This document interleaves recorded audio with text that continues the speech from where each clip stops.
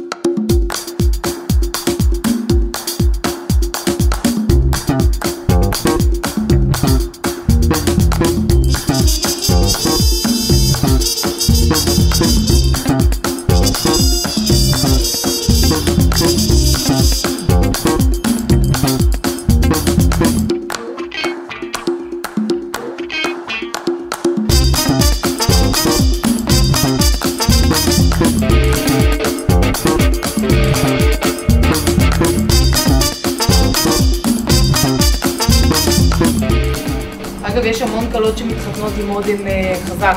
למרות שמבחינה פרקטית תמיד הולכים על עיניים מודגשות ושפתיים חיוורות. מבחינה פרקטית, שוב, ירד לטיפה הגלוס, אז היא מוסיפה עוד. העיניים לא זזות. אבל בזמן האחרון, הרבה קלות דווקא אוהבות פחות עומס בעיניים, ואוהבות איזשהו ליפסטיק. שוב, למי הייתי עושה דבר כזה? קודם כל, שפתיים יפות חייב, שיניים יפות, שפתיים יפות, זה עובר. ורצו שתהיה יפה.